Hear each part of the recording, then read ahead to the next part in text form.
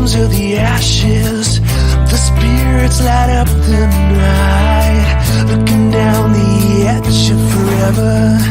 So stop me or take my advice. Now, from the Untold Radio Network, it's Untold Radio AM with Doug and Alex Hajicek.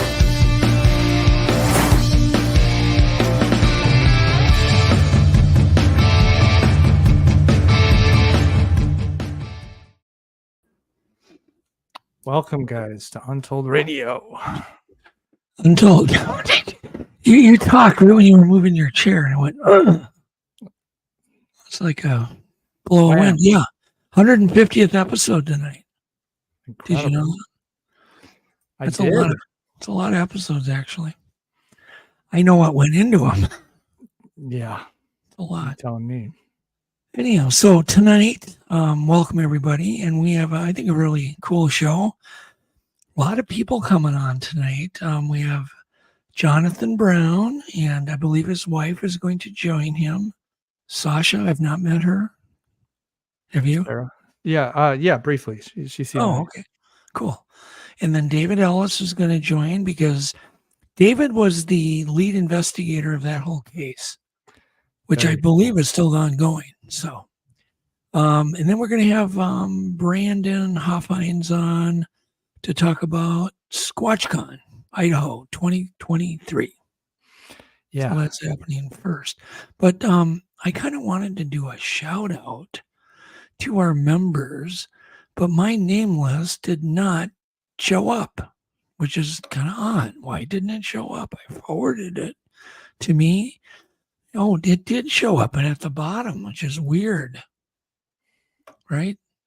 So anyhow, I want to shout out to Lori Barnes, Leon Mohan, Charlotte J, Charles Smoke, Trip Smith, Patricia Young, Patricia Younger, and I'm not going to pronounce your last name, Koa, I guess, like chocolate, maybe.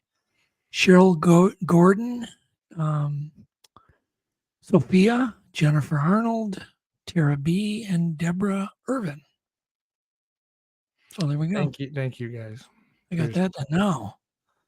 Got to figure out how to get back to my normal notes. So we just avoided a big storm. It just barely missed us. So me and Alex were both altering our studio so we didn't get electrocuted, literally. Yeah, we want an electrifying show, but not that type.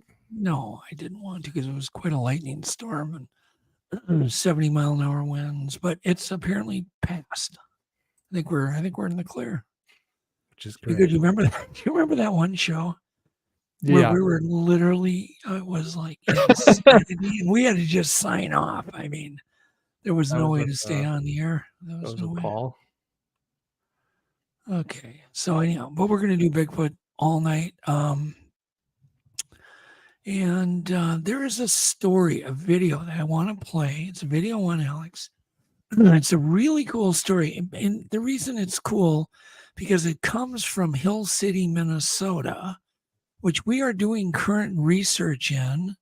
I'm working with the Minnesota Bigfoot research team up around Hill City. I'm not going to give the exact location, of course. But something really weird happened to this guy that's going to come on when he was a kid. And the story is just really freaky. You got to wait for the end of it. So if you've got video one, clear to go. There is a little swearing, so go ahead. They're going to play this game. What do you swear you saw, but you don't have proof of it? Huh? Way up yonder in northern Minnesota, there's this place called Hill City. Hill City is about 400 people in it. And a few miles out of Hill City is a corner club bar. My dad purchased that, and I moved from my mom's house in Crosby in with my dad. Now about 5 miles up the road, there was this long 1.5 2-mile long driveway from the highway that led to my cousin's properties. Now, my cousins were redneck, and I mean redneck. They duct taped 2 trailer houses together and called that their house. They knocked out the inside walls, boarded them together, and then they literally ran duct tape through parts of it to keep it strong. They lived on about 8 acres of fields surrounded by woods on all sides. When you first pulled in, you seen the double trailer house where one of my cousin's families lived, and then up the road a little bit further on the driveway, there was a 2-story house. Now, one night, we were all inside the double trailers playing video games, eating pizza, whatever we were doing, being basic bitch teenagers. Anyway, they had a plethora of dogs, probably 15-plus dogs.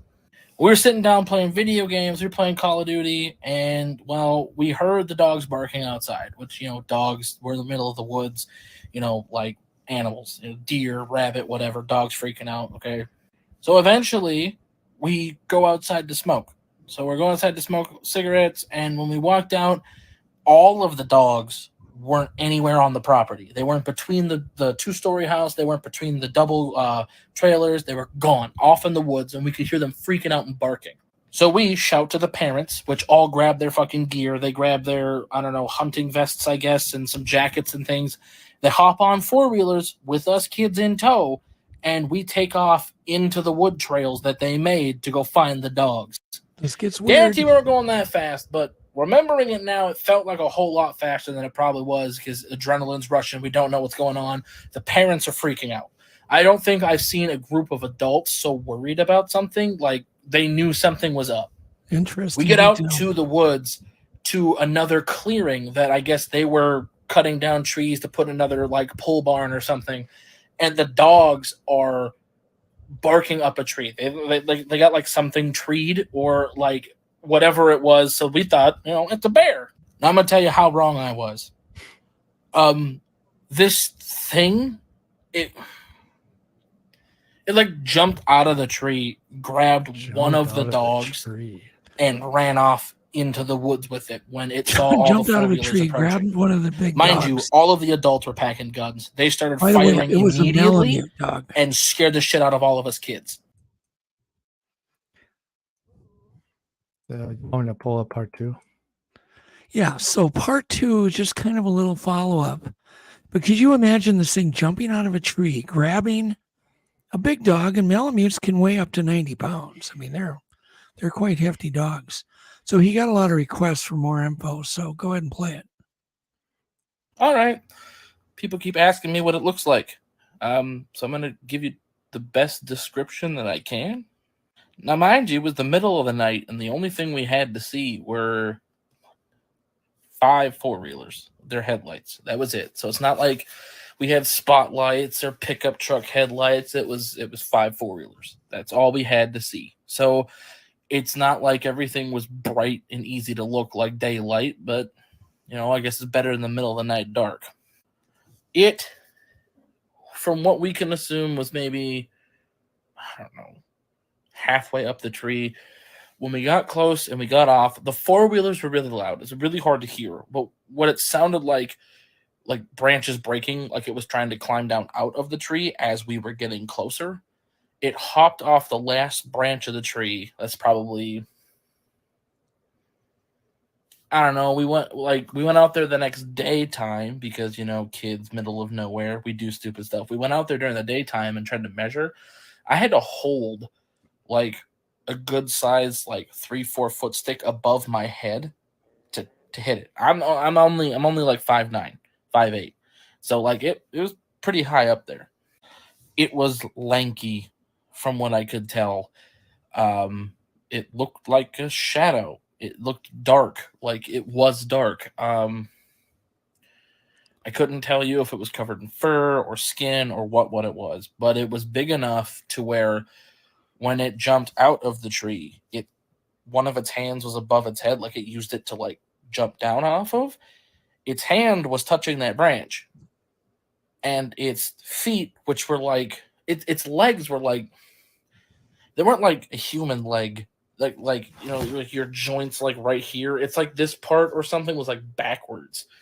So when it jumped out of the tree, its hand was near the branch, and its feet were maybe, I don't know, half a foot off the ground from what I remember before it landed and grabbed the dog. Can't give you a whole lot of details. Like I said, it was dark. Yeah, it was a long time ago. Crazy, huh? Incredible story. Yeah. I think he's being 100% completely legit. You For know, sure. it's just For sure. all the details. You went into the details we didn't even need, but exactly. and I've heard this before. Actually, we had a gal on an episode back maybe 2 months ago that also saw a creature jump down from a tree. So who knows? Who knows? I just thought I would kind of get everybody tuned in for tonight. So speaking of that, I want to give a Let You Meet Science update. Perfect. Let You Meet Science 2. We've got a new base camp. Adam Colt has set up an amazing base camp up in northern Minnesota, up near the Canadian border. And it took a little longer to set up, but it's now very comfortable. Got room for, like if it's raining all day, you can walk around. He actually went to the extra length to set up an Indian teepee. Now we're talking a little teepee. We're talking, it's 315 square feet inside. It's the size of a hotel room, maybe bigger. So we're quite roomy. But that's basically where all of the gear and everything then can get, housed, and you can actually walk around. If I gotta find it and turn my phone off. Anyhow, so the goal is to set up a number of cams. And we have had cams. Adam's got cams running. In fact, that text that just went off, he was just telling me cams up. So there's cameras up. So what we're going to do next week is get Abe Del Rio and Adam. The one and only. And we're going to do a live podcast with them. Or whether Abe will be there, but he'll be in there. But Adam will be on site at this camp. And he might even give a tour of the camp. But we'll have a live feed from one of the cameras that we'll direct just Untold listeners to. So, and then you can stay up all night like I've been doing for the last 2 nights and stare at the woods and do whatever and stare at the tents. And, we'll have camp cameras and cameras out in the forest and, hot spots. But here's where it gets interesting. Adam had a rock thrown at him it wasn't last night, the night before. They heard both, there was another guy with him just to help him set up. And Adam had a nice rock thrown into camp, and they both heard low growls. So that is so spooky. Yeah, no, Adam's up there alone right now, literally. I couldn't do it. So I'm going to be babysitting him a little bit tonight. I told him I would just be watching all the cams. What's cool is I also get notified when there is a person of person dimensions, which would be a Bigfoot, and it'll alert me. It'll send a notification, which it does. Sometimes it'll mistake like smoke, for a person. There are cases where you can get false alarms, but generally this artificial, intelligence does a decent job. So that's the update. So we will get Adam Colt and Abe Del Rio to talk more about this cooperative project between the two groups. So be cool.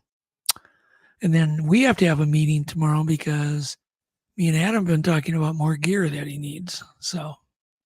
Oh, wow. So you're going to be meeting with Adam to go over the gear I'm going to be situation. meeting with Adam tomorrow. We're going to have a meeting and from the Northwoods, and just, he's going to need some more gear.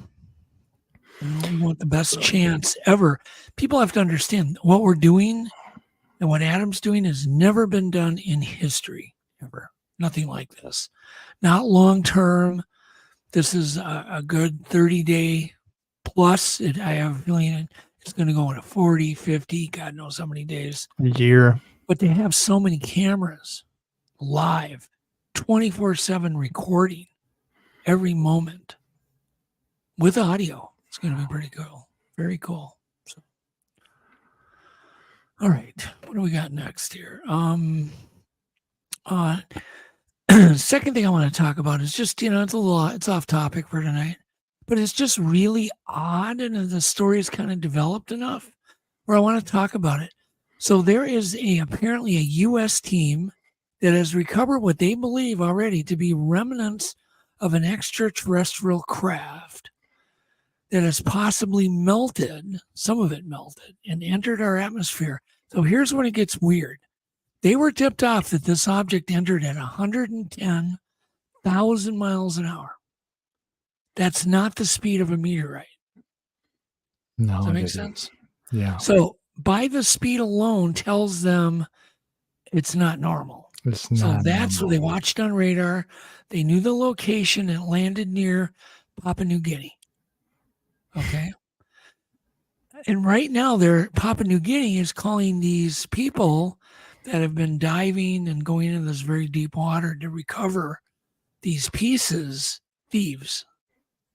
And they're accusing them of international theft and blah, blah, blah. And they're saying, they need to go to prison. And go to prison. it's really crazy. So the team is led by, he's controversial. He's a physicist, Avi Loeb. So they're combing the ocean. Yep. He was the one that discovered or studied and came forward on a Muamua. Do you remember the rectangular object that was seen? I think I remember that. Yeah. Okay. That was a while back. Yeah. But, he was very vocal about that, probably being a man-made object. But anyhow, so let me read this. So a team led by controversial physicist Avi Loeb is combing the ocean floor of the coast of Papua New Guinea for remnants of two meteors that they believe could actually be alien technology. Very interesting. The government of Papua New Guinea claims the artifacts recovered by Loeb's team are stolen and is under pressure to abandon a new security agreement with the U.S. As a result. So apparently there's some agreement in place that, which is really interesting. I don't know anything about any agreement like that, but they, so here's what they found so far. So these things, they've already been analyzing them. Some of them are metallic, they call them spherules. So they're just, round globs. But according to Loeb, these particular spherules are made predominantly of iron with trace amounts of titanium and magnesium. So notably, there's no nickel detected in these early, analysis. So this composition is anomalous compared to human-made alloys or asteroids or meteorites. So apparently they've also found wire. This is interesting. They found apparently shards of wire made of manganese and platinum. And platinum's like, off the charts expensive. Super off the charts expensive. There you go. So that's kind of stay tuned. Don't you feel like we're being kind of fed just enough crap to make our eyes go? Yeah. Feels like that, doesn't it? It's like the timing is just so paced, not to get anybody too excited. Okay, so you remember when we talked about dolphins trying to have their way with people, swimmers? Do you remember that? What did we talk about? I'm trying to remember. Dolphins trying to have their way with people. Yeah. As an RAPE. Yeah. Anyhow, so apparently now swimmers have been injured by a dolphin attack on a Japanese beach. 4 swimmers have been injured in a dolphin attack on a beach in central Japan. So apparently, everybody thinks dolphins, let's go swim with the dolphins. They're so friendly and sweet. Well, apparently, one man in his 60s suffered broken ribs and bites to his hands. So there you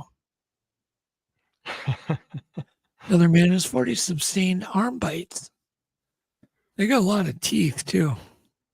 I mean, they have a lot of teeth. Like a ton. Tons. And I'm sure they're quite sharp. So how are we doing on time? It's already 7. We're fine. So So next, let's go ahead and get Brandon on to talk about SquatchCon Idaho 2023. And then I'm going to do a little trivia with you and Brandon when we're done talking about SquatchCon. Oh, nice. I can't wait. Yeah. I bet Brandon can't wait either, since neither of you know anything about it. So, Hey, Brandon. Hey, how are you guys? Good. You look awful engaged tonight. Hey, I had some really good feedback from somebody that I admire, and I was like, yeah, I'm gonna do it on this show. That's funny. Okay. Anyhow, so okay. So Brandon is the organizer of Squatch Con Idaho. You did it last year, right? Successfully. Yeah, 2021. Yep. Oh, it was, yes, right. There was a year skipped. So he's doing it this year, but this year is going to be different because you can enjoy it either in person or another way. Go ahead, Brandon. Take it. Yeah, so we are going to be doing something that has never been done before, guys, and we are so excited. And I wanted to do something that we could then broadcast worldwide, and talk to a couple of other friends of mine who you guys know who they are. And then all of a sudden it kind of just led to a conversation, and you guys were like, I want to be a part of this as well. And it's just been awesome. So the big news is this Squatch Con is you can attend it in person in Caldwell, Idaho on the 26th of August. Or if you can't make it and you're around the world, or you're just, across the border down in Utah or Wyoming or whatever, you can now, with the help of these guys, be able to go online and watch it live anywhere you want. So if you want to sit in your home, sit on the couch, whatever you want to do, and watch it live, you can. So it's going to be really, really cool. I think that it's going to be something that's going to be precedented, and it's going to take the Squatch Cons to the next level. Very cool. And the main topic for this, of course, is going to be analyzing, discussing, and showing the Freeman footage, the Paul Freeman footage in a new way. And you're also, I believe, going to reveal the baby into everybody. And there, of course, the panel will tear that apart or build it up or do whatever they do to discuss it. So it's going to be really kind of cool. And it's going to be amazing. And I'm just so blessed and so grateful that we have the guests coming. So we have Cliff Brackman coming. We've got Jeff Meldrum coming. We've got Michael Freeman coming. And then we've got Brian King Sharp, who is with Sasquatch Odyssey, coming. And Doug, our guy Doug here, is going to give like a little exclusive video of himself before we actually share the video. And we are going to reveal a all-exclusive enhanced footage that Doug did himself, and it will show a baby Bigfoot coming off of a big Bigfoot. It's going to be amazing.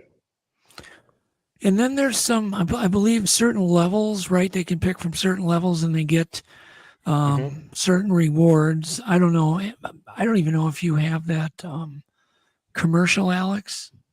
Yeah, we have it. Well, yeah, I'll play it before we have our other guests. Oh, okay, cool. So, but there's rewards that you can get, but you can get it as cheap as $19.95 or something in that area. That's right. It's under $20. Yeah. Under $20. Yeah. So we make it really feasible. Absolutely. Right. And then we have a really big package that can give a heck of a lot more as well. If you really are wanting to do that. And honestly, the content that's within that package is well worth the while, I would say. And they'll be there's, I think the next up package, they get a free Freeman Files book, electronic Freeman Files book, and a whole bunch of other things. Yeah, bunch of Plus, people can once they get access to with a code to the footage, then they can keep watching it. They can watch this conferences, analyze it, watch the recording, many times as you want. Yep.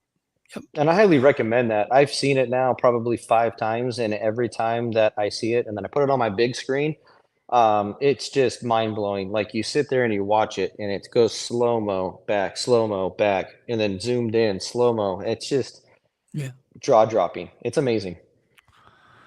Very cool. Do you want to play that commercial real quick, Alex? Yeah, I can play it right now. That'd be cool. Go ahead. Are you ready to uncover the mysteries of Bigfoot? Join us for Squatch Con Idaho 2023. This year, we're bringing the magic directly to your screen, or join us in person. Witness the world premiere of the enhanced Paul Freeman Bigfoot footage. Doug Hajicek discovered a secret within this enhanced video you'll have to see to believe. Hear from an all-star panel of Bigfoot experts like Dr. Jeffrey Meldrum, Cliff Barackman, Brian King-Sharp, and Michael Freeman. But that's not all. Get exclusive online bonuses such as Bigfoot-themed wallpapers, a Bigfoot coloring book, an interactive Bigfoot quiz, Squatch Nut Field Guide, get a copy of the Freeman Bigfoot Files ebook, and more.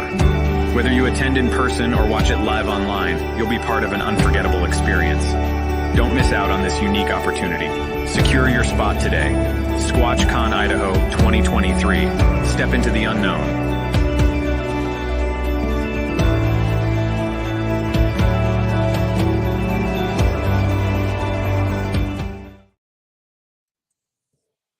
So by supporting this, I think Brandon is planning on doing future conferences, not That's necessarily in Idaho. So there you go. So it'll help keep the concept and the technology going. So Yeah. and we're not going to Absolutely. record like crappy audio, crappy video. It's going to be very professionally done. So Mhm. and I- Yeah, we are going to get, actually, I got off the phone right before this. AT&T is going to be sponsoring it with iPhones and internet. So they're going to be sending 5 iPhone 14 Pluses with the cameras on there. So then we'll be able to Mhm. have individual cameras for each guest. So when they're talking, we can then switch back and forth between each Yep. person talking. And then we can have a big one that actually is going to kind of oversee everything that we can switch back and forth from. So yes, like you said, Doug, I want to continue this relationship. I want to continue doing this in multiple locations and even around the world if we can. Very cool. Well, enough of that. You guys want to do a little trivia, you and Alex? Mhm. Okay. Let's do it. By the way, I had Alex. He was doing trivia with my 9-year-old grandson the other day, and I think he beat you on a couple of things, didn't he, Alex? I am not smarter than a 5th grader, unfortunately. He was so amazing, my grandson, that we're gonna have him. We gotta get him on the podcast. Anyhow, He's pretty all sure. right. Let me. All right. So in Israel, there's one animal you cannot bring to the beach. Just one. In Israel, one animal you cannot bring to the beach. And you guys want to guess what animal that is? A squirrel. A camel. Okay. A camel? It is a bear. You Oh, cannot bring it's just bears. Hmm. You can't bring bears to the beach. It's the strangest thing. But it's you'll end up in jail. Okay. Hmm. Does anybody want to take a guess to what year? And I'm going to give you a hint. It is BC. What year BC was dentistry being performed? Ooh. Whoever gets 27. the closest is the winner. You guys both lost the last one. But this one, somebody can get a point. I say 27 BC. 27 BC for 28 BC. 20. Oh, I see. Okay. Alex, you won. It's 7,000 BC. Oh, 7,000 years before Christ, they were performing Wow. dentistry. That's So crazy. which makes And- dentistry the oldest profession. oh, I It's thought not- the other one. It's not the other one. No. No. Not the other one. Everybody says that's the oldest. Okay. Hmm. They could be wrong. So, when was the first? Just once again. So, Alex, you got 1 point. What was the first year that a first ever documented feature film was made? What year? And I'll tell you where afterwards. But what year was the first feature film made? 1910. Okay, Brandon, you guys keep your eyes straight forward. Alex. 1907. It was 1906. I think Ooh. Brandon's got the Oh, you got me. Ooh. You got me on point. this It happened one. in Australia. Okay. Wow. So, what do Canadians eat more than anything? One kind of food. What do they eat more than anything? More than any nation in the world. Canadians eat more of this? Steak. Good guess. Chicken. Chicken. Macaroni and cheese. What? Oh wow. Anyhow, but Brandon, you're ahead. I believe by by 2 points, right, Alex? Right? He's good at this. He's a natural. Okay. All right. How many miles do you walk in your lifetime? Take a guess. Just pick a number. How many miles does a person walk, the average person, in their life? As little as possible. Okay. No, gotta name something. All right.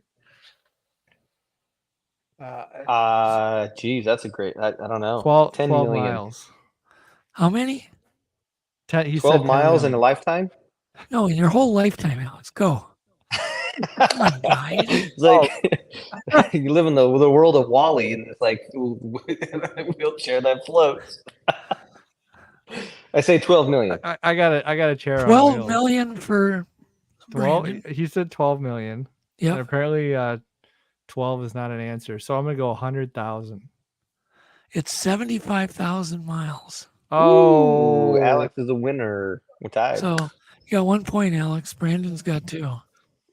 I'm just so in Switzerland, it's illegal to own just one of these animals. Can you name the animal? It's a pet. In Switzerland. But you can't own one. You can own several, but you can't own one. It's against the law to just have one because this animal needs companionship. Oh, he A looked cat. down. A cat? Okay. A parakeet. No, it's a guinea pig. Ooh. Oh, okay. It's against the law to own one guinea pig. It's in Switzerland. Yeah. Otherwise, they become victims of abuse then. If you have one guinea pig, it's a victim of abuse. It's a tragedy. Yep. Okay. What is this world getting to? Next. Okay. What can the human not do without saliva? There's something you Swallow. cannot do. Huh? Swallow. What are we swallowing? If you don't have saliva, what's one thing you cannot do? Talk. You can't taste. You can't taste. Ooh. Yep. Taste what? Food. Taste what? Donuts. So there was something. You remember the movie Fight Club? Yeah. Brandon, Brad Pitt, and who's the other guy? Edward Norton. Ed I Norton. can't remember his name, but I know who he is. Ed Norton. Ed Mhm, Norton, yeah. I believe, or Edward Norton. Yeah. But there was one thing in every single scene in Fight Club, one object in every scene. Can you guys guess what it was? They always had their shirts off, so I'm gonna say like their shirts on the floor or something. I mean, they like Okay, every shirts on the scene. floor. Okay. Was it a sex toy? No, it was a Starbucks coffee cup. Oh wow! Jeez, Oh. Alex, I didn't know your mind was in the gutter that bad. I swear there was. I think I watched a YouTube video. It's a Starbucks coffee cup. Is in every scene of the Fight Club. It's also in a scene in Game of Thrones. What's it in, really? what's in They- Game they- of Thrones? It was like a Starbucks coffee cup. They forgot to take it out of the Oh yeah, I shop. remember that. Yeah, there No, was. Yeah, I remember that. That's funny. Okay, how long can a snail sleep? Ooh. How long can a snail sleep? You got a lot of snails in the Pacific Northwest, Brandon. Mm-hmm. How long can they sleep for? 1 year. Alex one is- week. 1 year and 1 week, 3 years. So Alex, you get another point. Ooh, dang. I think you boys are tied or close. Yeah, we're somewhere in there. Okay. Alex may redeem himself. So do you get taller in space or shorter? Taller in space or shorter? Shorter. Shorter. Okay, Alex, You get taller. you get Of taller. course, you'd say that. You get taller, Alex. Okay, I think Alex might be up one. I'm not sure. Yeah, Up yeah, one or he's there. tied. I'm not really. It's kind of like golf. You don't really have to keep track. I just feel like I'm on the Price of Right, and he's always just going $1. Okay. So lettuce is a member of what plant family? Lettuce is the member of what plant family? Oh, it's a weed. No Googling. Look I'm not ahead, Googling, Alex. I promise. He's looking No down. Google. He's no looking down. Lettuce. You look straight. Plant family. I don't geez. know any plant families. What? Well, The green kind. okay. Greeniest. You want to guess? It's the sunflower. Ooh. Lettuce is Oh. related to the sunflower. Oh. Who would have The more thought? I you know. had no idea. All right. So I guarantee nobody's going to get this, but you should get it. If you're into cryptozoology, Uh-oh. the collective name for a group of unicorns is called what? Ooh. You got a group of unicorns. What are they called? Unicorn. Okay. Alex has entered his answer. Unicorns. I'm gonna say. Oh man, I don't know. A That's good herd? one. Unikai. No, not a. Let's say they're oh man, Unans. I don't know. I have no idea. It's called a blessing. Oh, that's right. I do You get a remember that. group of unicorns. Yeah, I together, remember it's that in high school. Yeah. Biology. In zoology. In America, it's a federal crime. It's a federal crime to share what password for what type of account? It's a Netflix. federal crime. Netflix. Yeah, Netflix. Who said that first? Yeah, it's true. You're right. In what? In I where? think you guys are tied. Netflix. Yeah, It's yeah, a federal crime to share your password for Netflix. Crazy. I didn't make this crap up. Okay. So in Zimbabwe, it's illegal for citizens to make what to passing cars? You're a citizen in Zimbabwe. What can't you do to passing cars?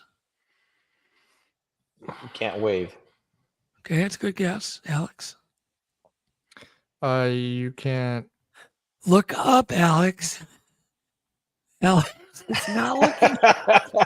He's cheating. I know, my son. I'm not cheating. You can't. I mean, I can't even think of what else to say besides wave. Well, it's You could curse at them. you can't flip them off. Yeah. I didn't want to say that. That's a major law break if you. Well, isn't that considered some kind of a wave? It's a wave with intent. So, what is the official sport of Maryland? The state of Maryland. What's the official sport? Lacrosse. That's a good guess. Come on, Alex. Bowling. Bowling. It's jousting. Oh, Oh, it's okay. Jousting. yeah. you It's go. been a while. You should since have- I've you been to should have a gotten that, jousting Alex. match. Okay, in North Korea, you can only pick from how many haircuts? Pick a number. How many One. haircuts can you pick from? Alex, One. look forward. One. He's cheating. It's one. One haircut. Okay, You Alex get says one. What's your 5. guess? 5? It's 28. You get to pick from 28 haircuts. Ooh. That's it. Okay. And Interesting. women can pick from 14 hairstyles.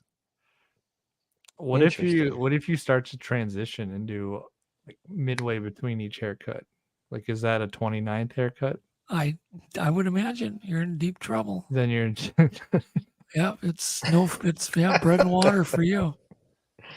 Okay. Okay, what happens? Okay, this is I got tons more, but this will be the end of it. What happens when you blindfold a person and you put him out in the woods? What direction? What is he gonna walk like? What's he gonna do?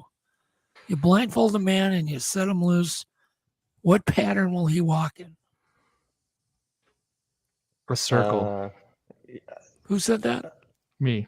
That was Okay, him. Brandon. I would say a square. A square. Okay, it's a circle. Just walk in circles. Okay, I take his answer. So who won? So who won in this game of golf? I'm not really sure. Brandon. I think you both did good. I think he smoked me. I think I just got lucky. I think he took all the legitimately hard questions. He just nailed it. I'm just winging things over here. All right. Okay. One more. The U.S. government gave Indiana University how much money to study memes? $1 million. Memes, little posters with little sayings on them. Yeah. How much did they give? $1 million. A $1 million grant. Cheater. Wait, I got it? Yeah, you did. Wait, I got it? Yeah, it's $1 million. Well, I mean, it is a valuable study, Yeah. Internet culture. All right. Can we understand it? One more. I just can't resist. Oh, Deborah said 2 million. Close. Dang it. Close. Cows give more milk.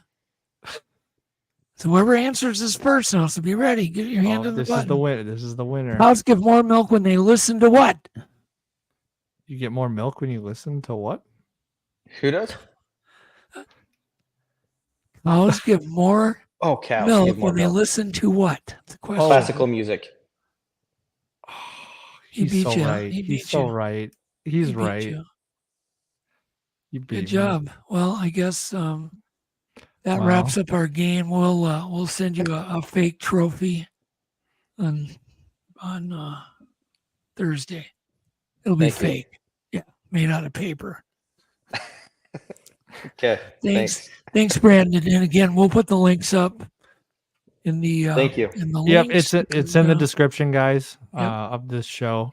And it's also on our website, UntolledRadioAM.com, Hanger One Publishing. Yep, and you're going to be on Bigfoot Influencers, I guess, coming up. Yep.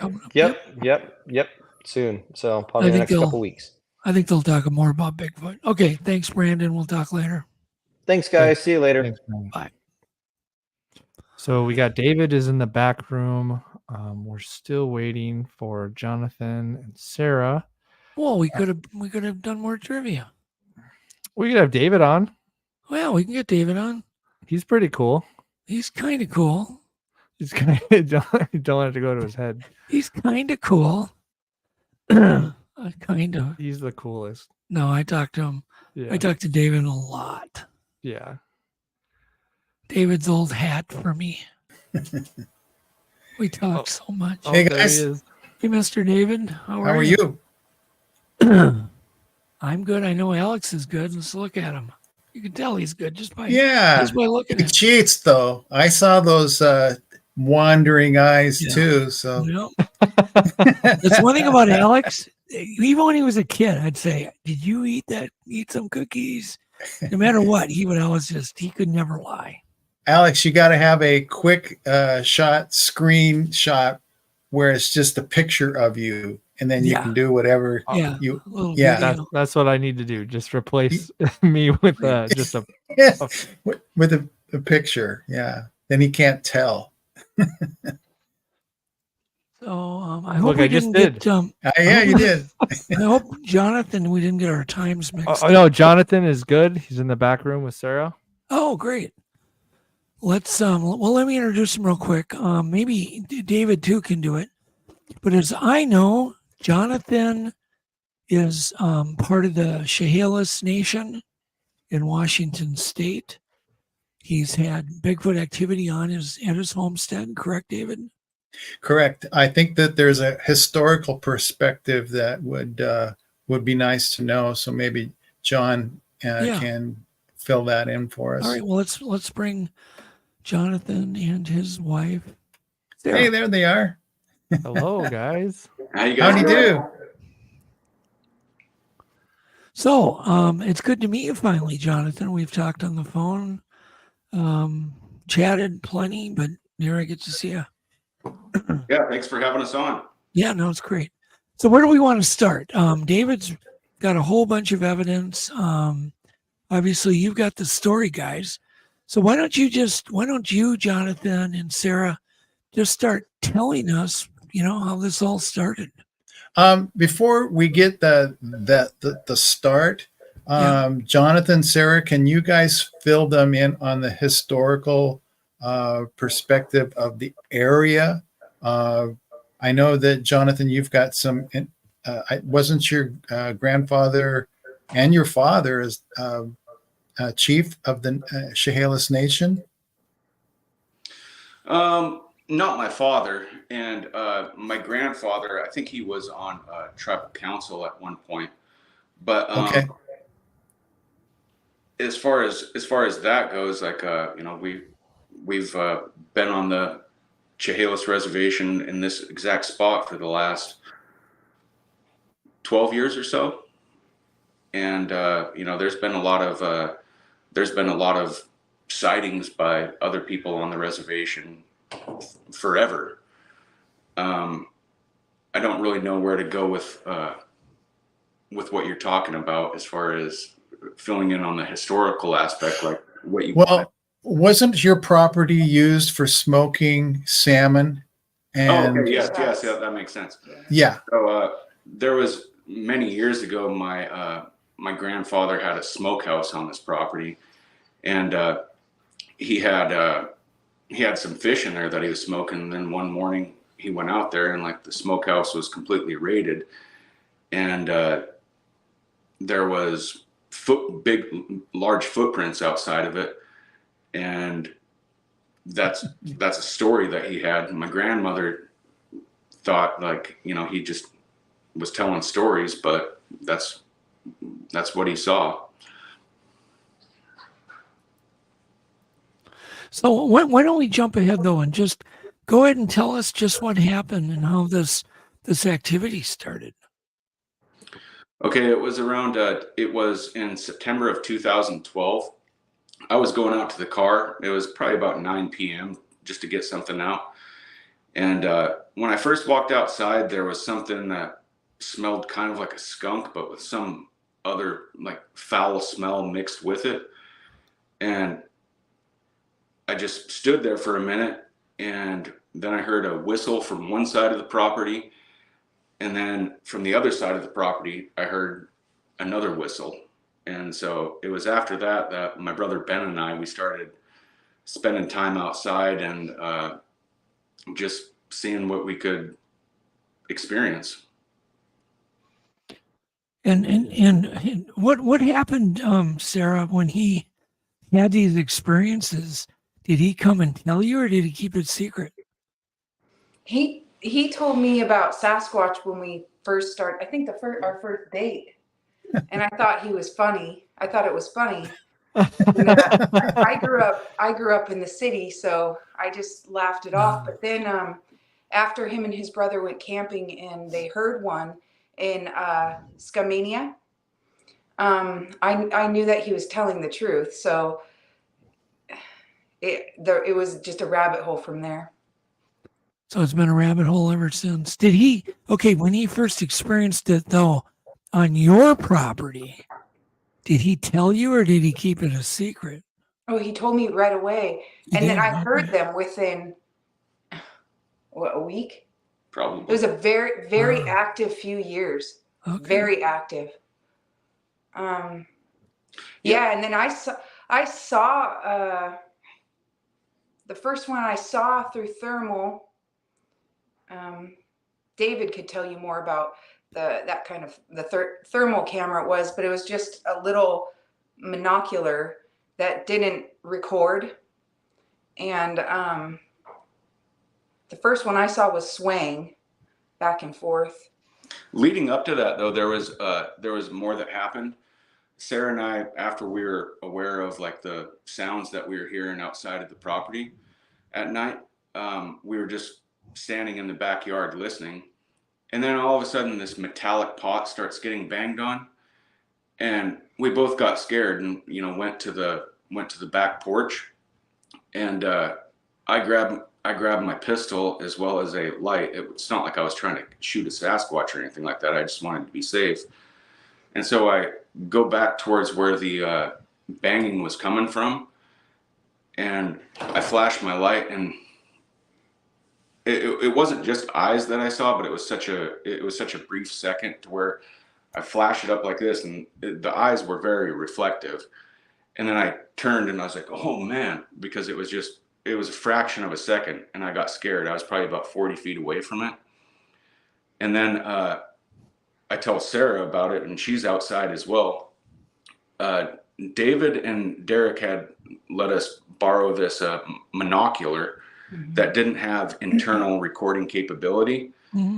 Sarah took that, and she was looking in that direction. She's like, John, I see it swaying like back and forth, and with one arm down. And it was the males have the cone heads, but the females and the young ones have the round heads. And it was a round head, so we're not sure if it was a female or a young one, but it was just swaying. And how far away is that from us? That's probably the closest that I ever got to one. Was that particular? What was that? 50 feet away? Probably from where we were at the back porch, probably about 100 feet away. But at the vantage point that I had when I put the light in its eyes, it was probably about 40 feet at that point. Wow. At what point did you end up calling David? And how did you even know who to get a hold of? Well, I wasn't the one who did it. Sarah did. Okay. We started. Actually, it was a cell phone recording that I got from my phone that I sent David. I started looking into who to contact in the area, and that's how I came in contact with David. And the first thing I sent him was a recording that I got, which is one of our favorites. So Jonathan, his brother, and I went outside during the day. When was that? That would have been in April in 2012. And I don't remember if it was a week before or a week after, but it was in very close proximity of when I actually saw one in the daylight, the only time that I've seen one in the daylight. But it was a week before or after that. Okay, so David, you remember when Sarah called you? Yeah, actually, Sarah, I think you contacted the Olympic Project because you liked what we said on our webpage, and talked to Derek. And Derek is the one that said I needed to get in touch with you because you had a recording and that I needed to listen to that. And that's when you and I first met, and you sent that recording to me. And I think we have it in our cut sheet. So it's actually the cut number 1. Let's play it. So Alex can cheat now. What clip do you want me to play, guys? Cut 1. No. Cut clip 1? Yeah, it's an audio recording. Okay.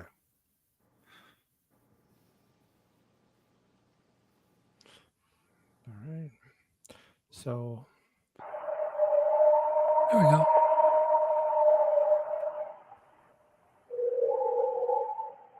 I'm gonna get down there in the open.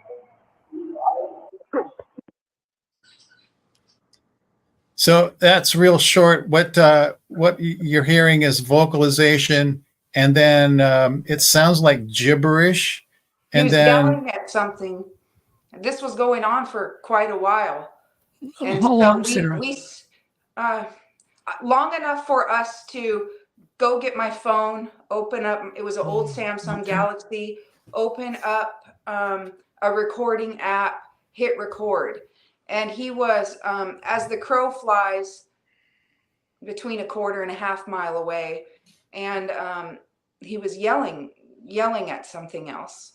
And the thing about that recording is it doesn't really do justice because it was so loud when you're hearing it in person that you could really feel it. Yeah, it actually takes a lot of volume to even record on a cell phone. Alex, can you just play it again, and then we'll keep Jonathan and Sarah on? Just go ahead and play it.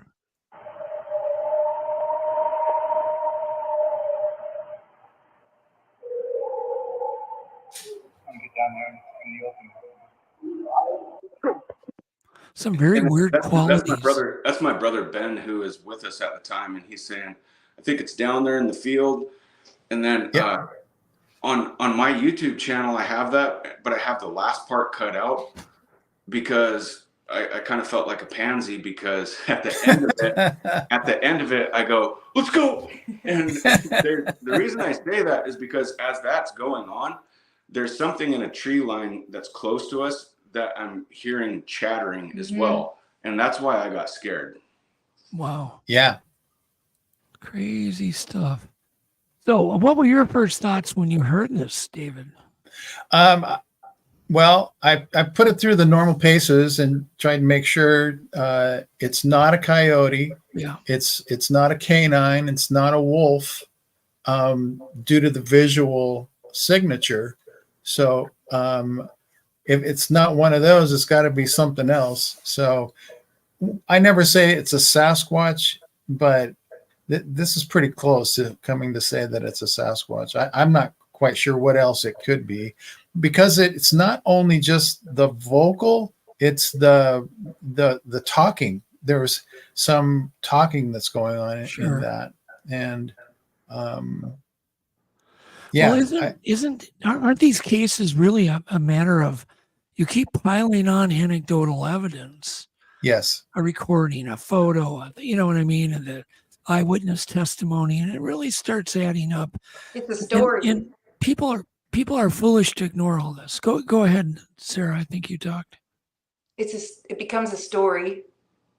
We have a story. We have a family group that we've been observing for almost 11 years. Yep. Wow. You know, we know his height. We know roughly her height. We know his shoe size, her size. You know, you can put together a story, and that's what's so special about it. Yeah, that is neat. They don't move. So when you guys first heard this sound emanating from the forest, did you feel it was kind of, you knew it was different? I would imagine you guys know the sounds. I'm sure you know what fox sound like, and coyotes and wolves, but there's something kind of otherworldly, almost like a dual tones that are going on in that recording. On that recording in particular, that wasn't like I had talked to you earlier about how I had heard the whistles. There was a lot of other audio, like they're not recordings that we had. I think that was the first audio recording that we got. There were events you heard with your ears. There was a lot of like wood knocking and rock clacking and vocals that we were hearing talking during that time. And because it started in late in the fall of 2012, and when that recording happened was in sometime in April of 2013. So that was by far the loudest that we've ever heard, but it wasn't the first that we were pretty well convinced that it was Sasquatch.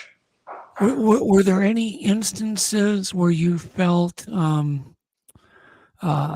like a lot of anxiety because these were near your home? Oh yeah. Or definitely. Did you ever? There was times that like after initially hearing things, there'd be times that I would go walking in the woods and I would be with Sarah, and like I would get like extreme anxiety to the point where sometimes I'd feel sick. I would get so scared.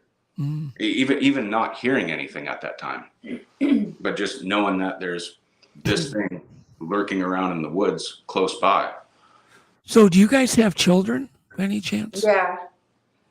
We don't really get like that anymore because we've just they've been around. We've been around them for so long that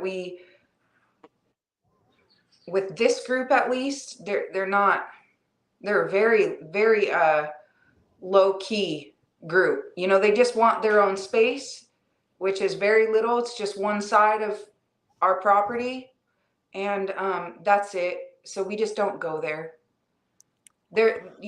We don't get fearful anymore. I don't want people to think that we're scared of them because we're not. No, that's great. But were you fearful in the beginning, Sarah? Yeah. Oh yeah. Monster in the wood. Yes. Yeah. Are they still slapping the house? As far as the slap goes, I don't remember. I would have to check my text messages with you when that happened, but the old house. I want to say, okay, that was that had happened before, and then there was one time that it was either last year or the year before in the end of winter or early spring that I was sleeping and it was about midnight, and I hear this bang on the side of the house, and I go outside expecting to see things, pretty disturbed, but none of the garbage cans are pushed over or anything like that. Like everything was in place. Something just simply hit the house very large, and it wasn't a branch that fell, because if that was the case, it would have been, on the concrete patio outside. I'll leave this up to you, but I think one of your daughters has said that she has heard some things outside her bedroom window. And if you don't want to talk about that, they've all had experiences with them. Our oldest daughter saw one. Oh, really? Yeah, she saw one. And then all three of them smelled one. When was that? Last year? That was sometime last year. They all smelled one, and they were making different sounds in the woods and surrounding, kind of made the girls uneasy, and they went in. Yeah. And then I think you're speaking of Frankie. This was Frankie and Chloe both had tapping on their windows at night. Yeah, and Frankie woke up to howls a couple months ago. She said it was so loud it woke her up out of a dead sleep. Wow. Yeah, across the street. So the activity is continuing to this day. Yeah. Oh yeah. Is there a certain time of year, Jonathan and Sarah, that the activity increases or decreases, or? Well, October. When they're like around our property specifically, I can't speak for like the rest of the reservation or anything like that, but it seems as if the hottest times around our property is like October, November, December, all the way up until usually when it gets to close to May, there's not a whole lot between May and the end of August. The fish run, right when it rains, is when we start getting October. The first heavy rains, that fish run, that's when it begins. October is the hottest, though. It's the best. Okay. So, yeah, you have a major river running right through your property where commercial fishermen work the river too. So, yeah, there's huge runs that come up this river. Are these salmon runs, I take it? Yes. Okay. Salmon and steelhead. Very, very interesting. It's interesting that you have more activity during the fish runs, and so I would imagine that somebody's just common sense, that would be a big food source for these creatures. I mean, the Sasquatch have been watching Indians, fishing on the river for 100 years, pulling their nets out, and they're like, hey, there's fish in there. I mean, and when these Indians aren't down by their nets, that's just an easy meal. Yeah. Water too is key. We found I record, David, was it about 2.5 years that we recorded? Yes. 2 to 2.5 years that we recorded. And so we would, you get to learn, with the audio, you kind of learn what direction it's coming from. And we would, at certain times of the year where we would hear them from is up in the hills, always by a spring. Yeah. Always by a spring. I think that's most important, is that clean water. Alex, do you want to throw up Quint's comment? Yeah, sure. I think, no, not that one, the other one. There you go. This is somebody who's had some experience recently with this situation. That's one reason he feels strong about that. So, and he did it with mannequins, children mannequins that he had left out and dressed them. They were both missing after one day, both of them. Wow. So yeah, we don't let our kids don't go outside after dark. They don't walk around after dark. That's good. They don't go for walks in the woods, where we don't go. So what other ways have having these creatures around affected you? I mean, just going outside at night, it's got to make you think, because these are still, I don't care, how you've gotten used to them or not, it's still an unknown kind of animal or human or whatever category you want to put them in. There's still a lot of unknowns. So how do you feel like? Do you ever get a little like your head's on a swivel, or?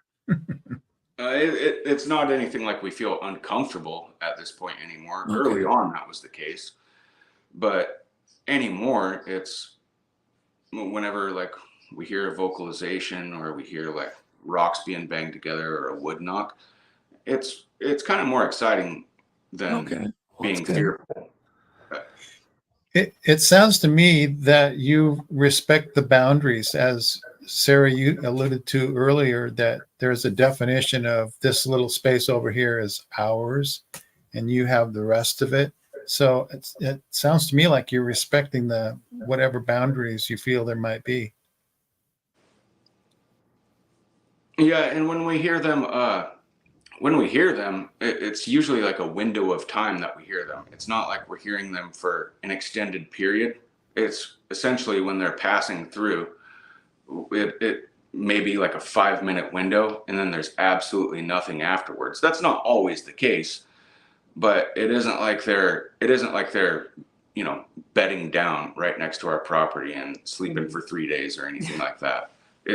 Our property is positioned a half mile away from the river, and if you've seen where it is, and I don't want anybody to see where it is, but if you've seen where it is, it makes Understood. sense. It makes sense why they would be passing through. Yeah, obviously we don't want to reveal where you live, but I do know that having these things around is probably, like you said, it's still got to be a little bit uneasy, but I would imagine it's kind of exciting. I don't want them to go anywhere. Oh, that's cool. It's a great attitude. John says their biggest downfall is curiosity. That's right. I agree. Yeah. Well, I think we've all come to that conclusion. It's interesting. I mean, you have you seen the picture of the one that I got from here up? Has David showed you that one? The one behind the brambles, and then we have the ridge walker. But I think maybe the one that you're referring to, I don't have that photo. But we can talk. The one behind the brambles that Shannon LeGros, my friend Shannon LeGros was over. Right. Yeah. No, I don't have that one. But the one that when we first gave you that FLIR, and that didn't have any way of taking a camera shot, and John said, "Hey, just hold your camera up to the lens and take a picture," and you did, and we can show that if you want. Yeah, let's go ahead and show that. It's just what looks like a blob squatch. No, not that one. That one. Now, you look at it and you go, that's a classic white blob. But now, if you can show the daylight photo where I superimposed that blob onto where it was standing. No, not that one. That one. Now the blob kind of makes sense. I'm 6'2". Whatever that is considerably larger than me. I mean, if you can just look at the bulk and the breadth. So you're looking at the head and what would be the left shoulder. And I believe it's standing at an angle, like a 45-degree angle. So you're not actually seeing how wide it would be if it was facing you directly. And but that's the one where we heard the teapot getting banged on. We didn't know it was a teapot until we went back there the next morning. But it was banging on something metallic, and I shined the light in its eyes. That's where Sarah had looked through the thing and took the snapshot. So you actually saw this then, John, although briefly. Yes, and that was the one that was swaying. Yeah, it was. She saw it swaying back and forth, and she said, "What'd you say? It had its hand to the ground." Yeah, like his arm was either. Yeah, I could just see one arm swinging. So, yeah, that looks like a blob squatch, but then when you get the context of where it was and kind comparison to me physically standing in that spot. I look kind of wimpish compared to it. It is, and I'm not necessarily a small guy. No, you're not. Super interesting. Grasshopper asks, it's a good question. What is the motive for bringing their property situation into the public? And of course, my answer is to, share and educate about these creatures. I mean, that's what we're all here to learn. And, people holding back information is not going to move this mystery any closer to the light. We all have to talk about it. The question was, what is the motive of bringing the property location? Right, for bringing your property situation to the public. I just don't think it's a story that deserves to be hidden. Yeah.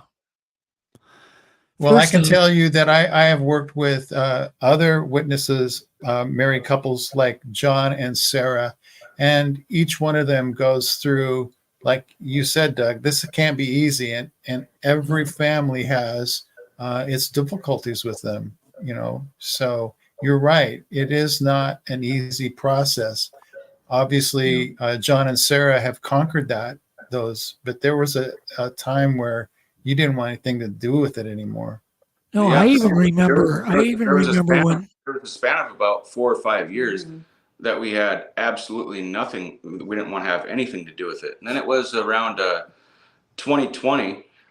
We were just, talking about it, and we were just like, before like being involved in like the Bigfoot community, if there even is like any type of community, like before that, like, the subject of Bigfoot was fun, but it was the Bigfoot people that made it not fun.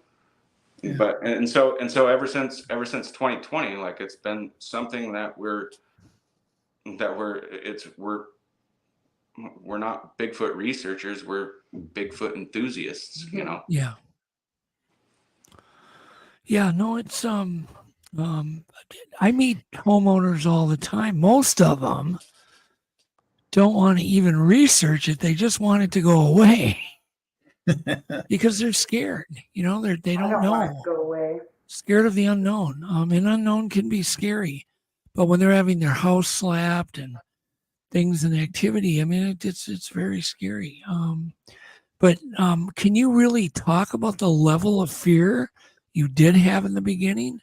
What were your fears in the very beginning when this started happening?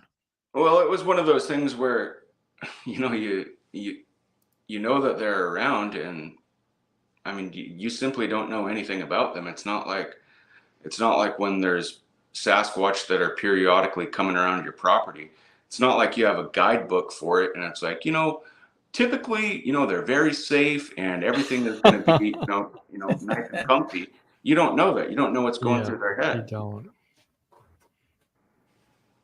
Yeah. Plus, so everybody realizes it was just essentially the unknown that was, scary at first. Well, the other thing too, Jonathan, is nobody knows. If they're human-like, there's going to be grumpy ones, nice ones, and maybe mean ones. And you're saying, well, your family group seems to respect you guys. Yep. And you respect them, and everything's cool, right? You've got like a peace treaty going on. Yeah, it seems like the group that comes through here often is more of like a stoner group of Sasquatches. Like, they don't seem that aggressive.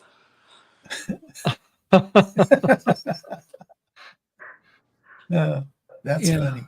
No, it's but I don't think you really answered the question yet. What was your level of fear when this first started, Sarah? Like on a scale of 1 to 10. And how is it now? Yeah, and just talk about what were they. You know what? I think that I never really reached a very extreme high level of fear because it took me so long to be fully convinced that they were real. It took me over a year. Wow.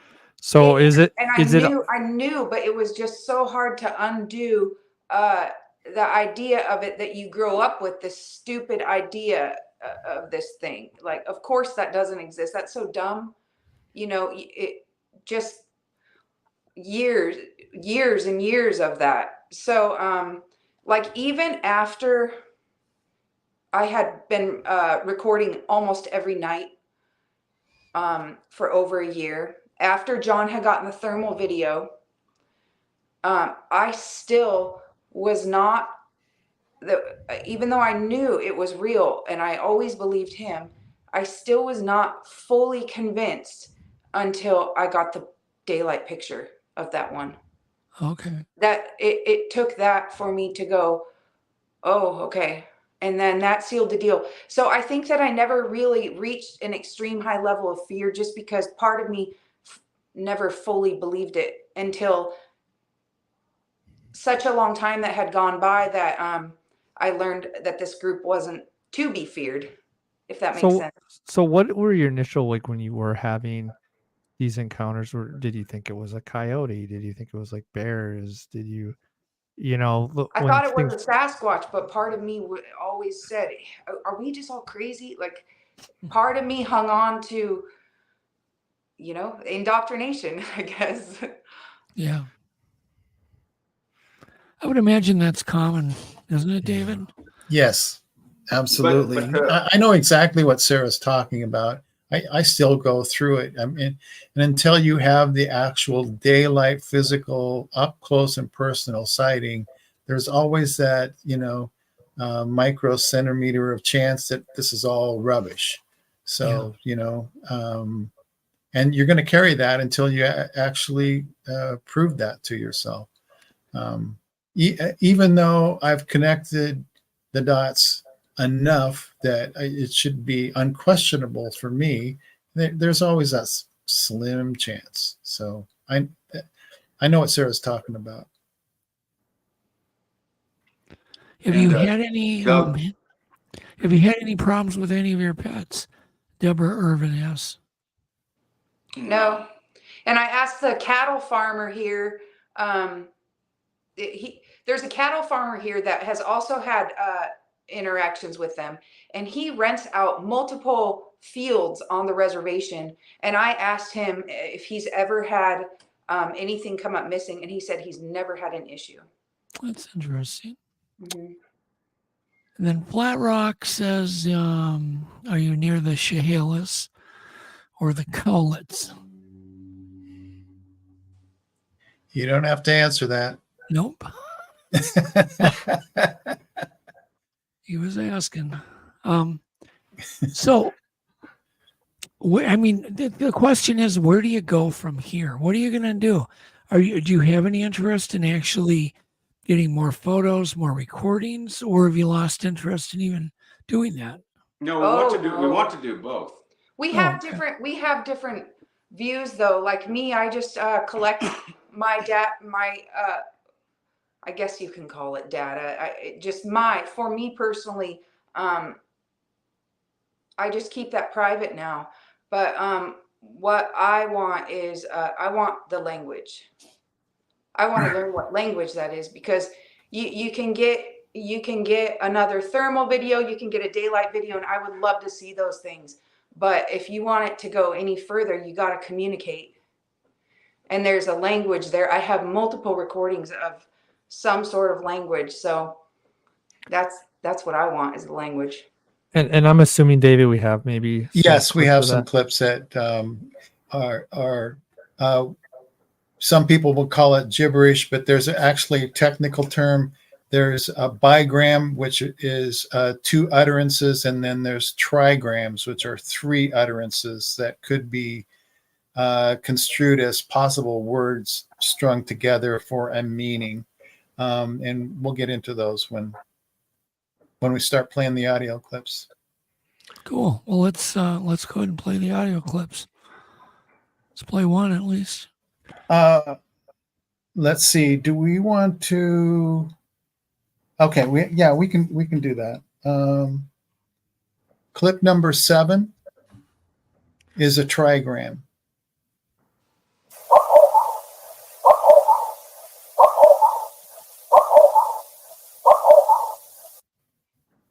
Now,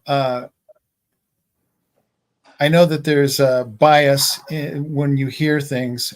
That's why I say it's just 3 utterances.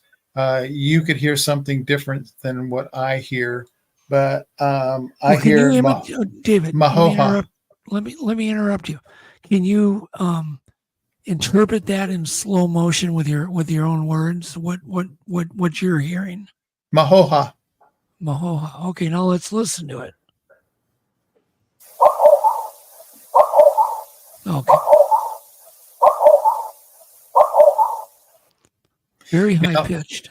Yeah. Now that I said Mahoha, that also put that thought in your head. So Sure. It's hard to unhear that once that thought's in your head. No, it's true. There is a great power of suggestion in sounds, especially. So if you heard something different than what I heard originally, that's okay. The main thing to focus on is that it's 3 utterances strung together that could be phonemes, that could be construed as language to communicate something. Yeah. So what preceded this recording? Probably a good question. All we've got are clips at this point. We'd have to go back and find the original clip that it was, or original file that it was discovered. And then I could answer that question. But after 2.5 years of recording, like Sarah said, most every night, they kind of stack up. Yeah, and I know you're interested in doing certain sections of these and really focusing your efforts on sections. There seems to be a category of sounds that I will release in my book that show that these utterances are all across North America. Certain product or sound groups. But one of the categories is trigrams, and it can be other sounds other than what we just heard, but it comes in 3s for whatever reason. And what I'm kind of learning is that that's kind of the beginning or the precursory towards language. So we could be seeing them in the early stages of language. Yeah, that's interesting. Do we have any more audio clips? Yes. Yes. How many do we have total? 15. Oh, gee. Okay, well, let's get on with it then. Let's. Sarah, you had one that you really liked that you called War Cries. I like the howls and I like the language. Yeah, could you set that up? Let's play that, but I'd like to hear Sarah's setup first. Yeah, is that number 2, War Cries? Yes. Okay, here we go.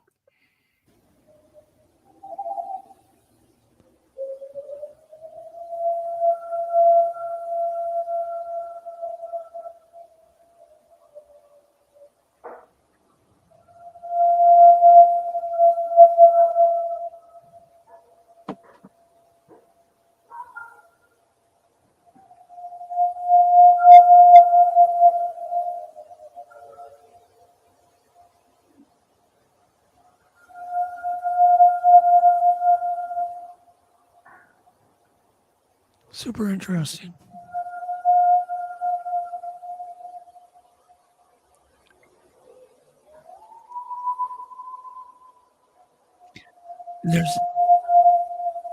Did you guys hear this or yourselves, or did you just catch an audio and get it later? We did hear this multiple times. How loud was it? It would go back and forth from different locations, and it wasn't always. So to me that always sounded like the deeper one was him, and then that high pitched one was her tone, and sometimes she would start it, and then he would respond. But we heard that multiple times.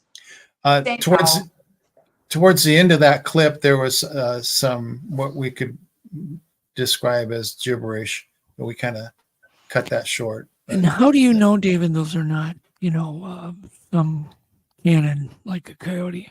Well, you never know for sure for positive. You can't make that declaration. You paint yourself into a corner, but it doesn't have the normal characteristics of a coyote call. And there are other tells within the larger clip besides what we just heard. So, typically coyotes will get a little bit yippy. So in this particular circumstance, we didn't have any kind of a yippy thing going on.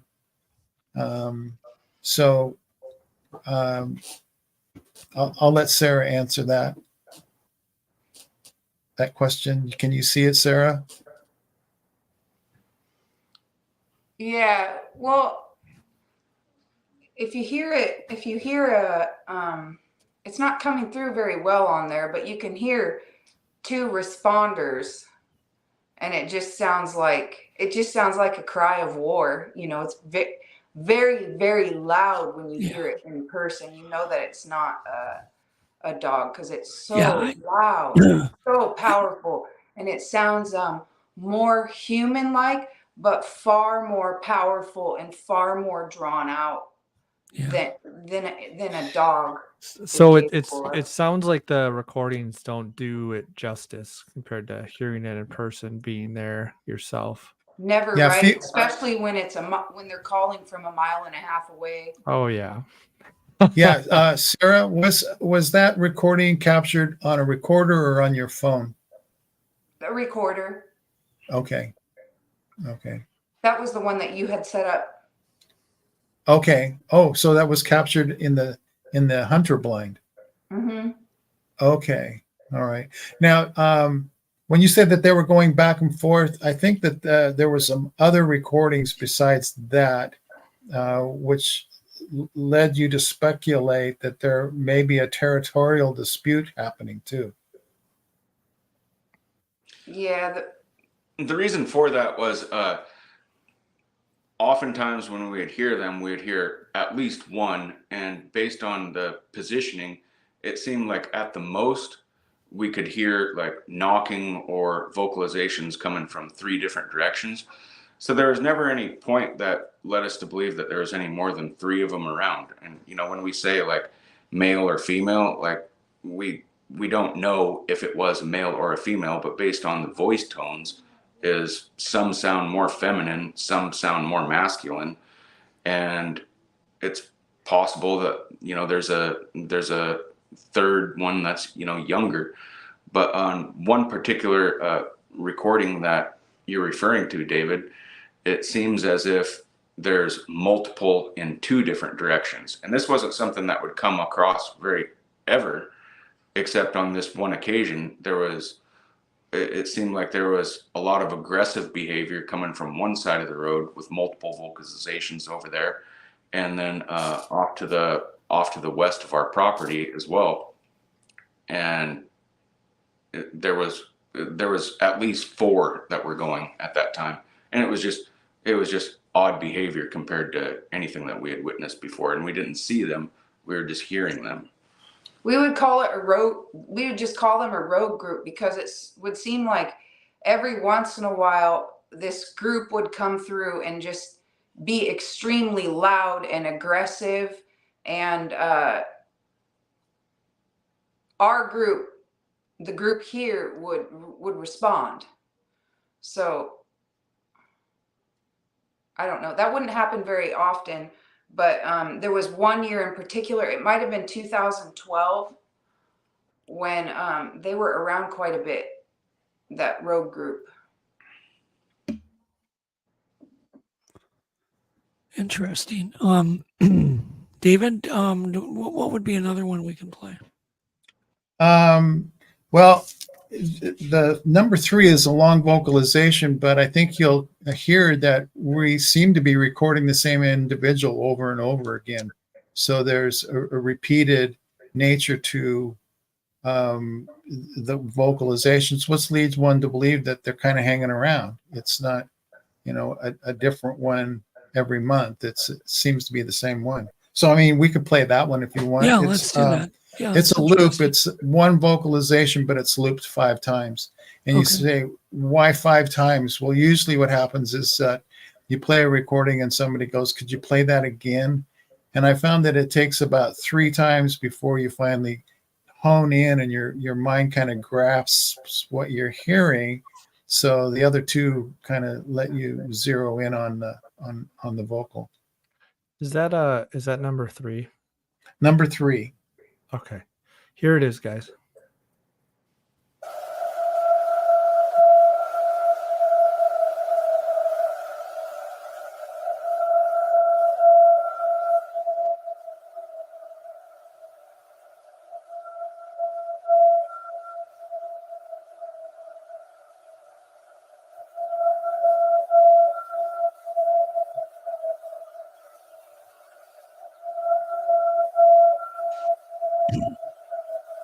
Kind of reminds me of the Ohio Hall.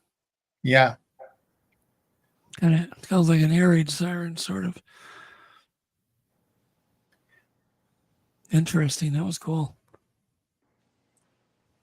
Yeah. What about clip 4? You want to explain that one? You want to play that one? Okay. Yeah. It's a whoop, but it's not a typical whoop. It's what I call an undulating whoop, which means it has an up-down feature to it. So it's something that is being recorded across North America. The whoop has some interesting characteristics to it.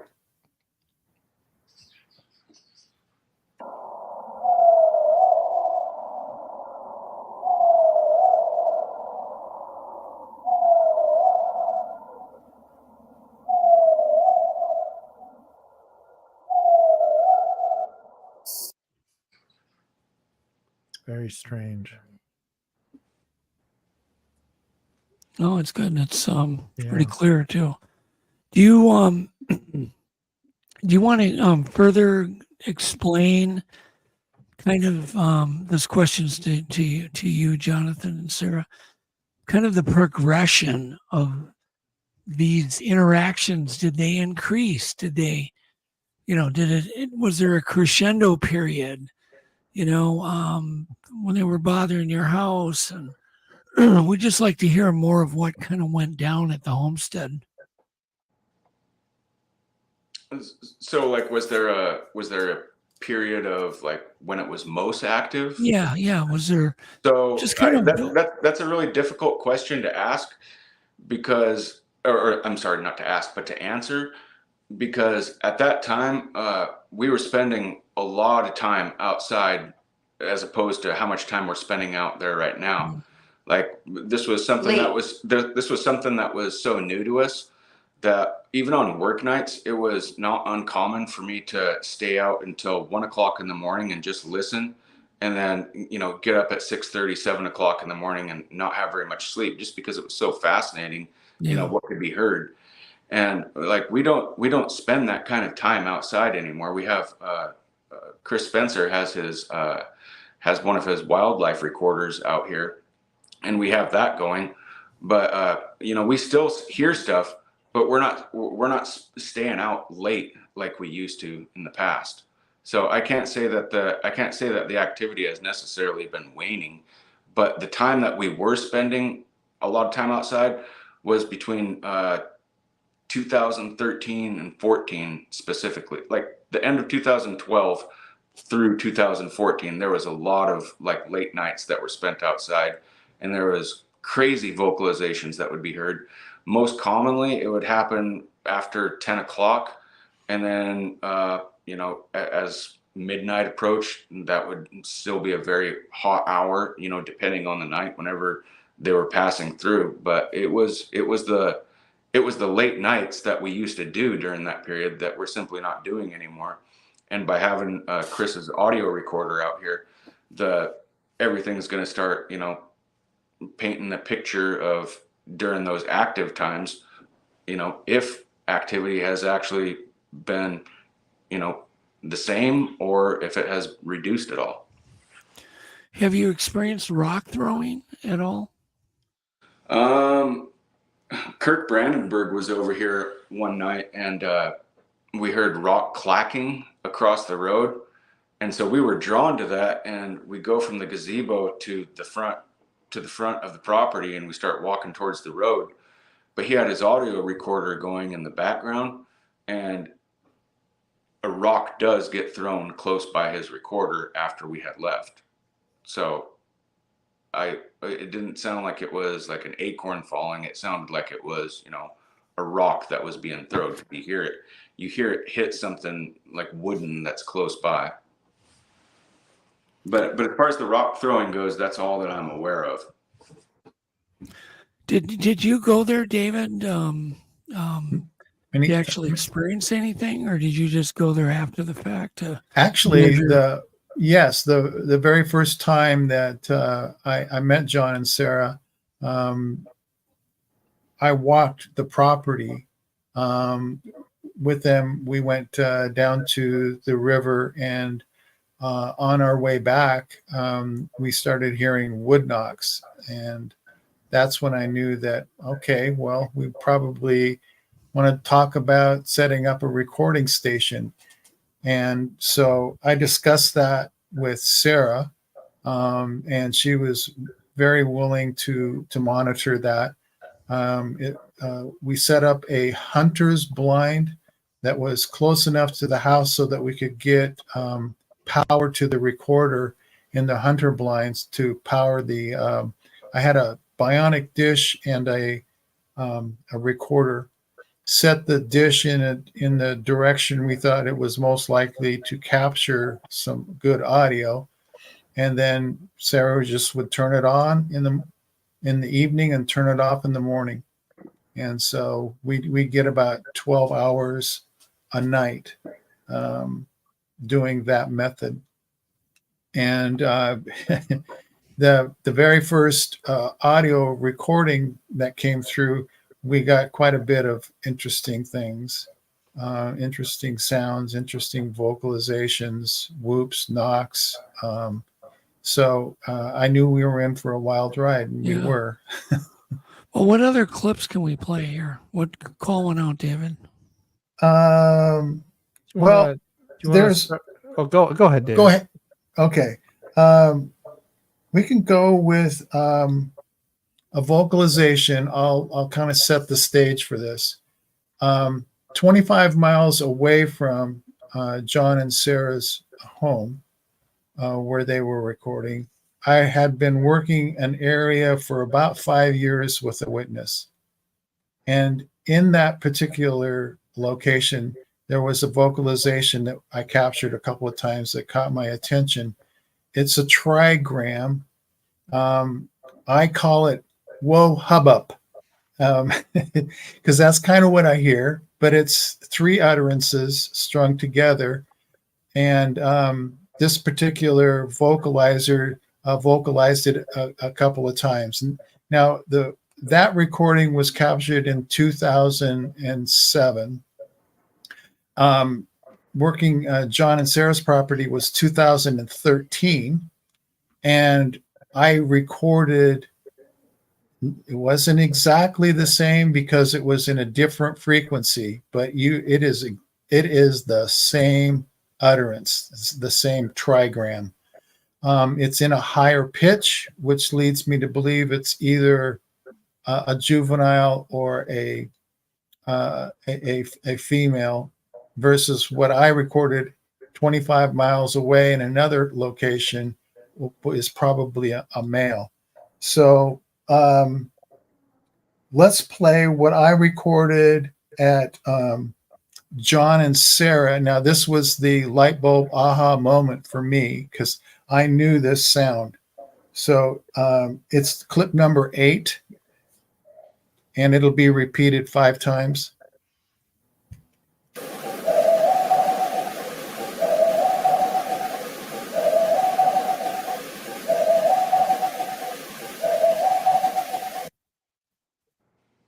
Now play clip number 9, and what we've got with that is the very first one is what I recorded 25 miles away, followed by what I recorded at John and Sarah. So this is the original one first. It's also looped 5 times, so in groups of 2.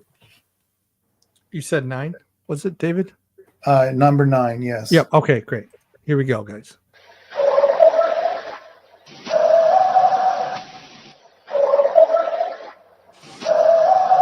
Boy, is that ever similar? Yeah, that.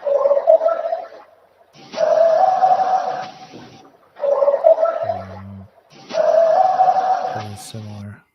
Now here's the killer. It's all across North America. I've got numerous recordings of this. And you have how many recordings, David? God, you make me go through this. I don't know, a bunch. 1,000? It's well over 8,000. Yeah, and people will go, "Oh, come on," and I would be in agreement with them if I couldn't count. I have them all. It's pretty amazing. Well, here's the deal. John and Sarah were quite obliging and be able to record numerous times a week, if not every night. And so we've got thousands and thousands of hours. And I did a method with 5 different folks. So I've got audio coming out my ears. It's crazy. But this is your show, Jonathan and Sarah. So why don't you guys, what do you want to talk about when it comes to these creatures? What do you want to say? I'm going to let Sarah go with that one. Oh. What excites you? What do you want people to understand about these creatures? What do you want to talk about? Let's. Oh gosh. How's your opinion of them changed? I can only speak for this group. So I don't want to lump them in because I know that they're just as unique as humans, but I really don't know. That's well said. What was that? I said that's well said.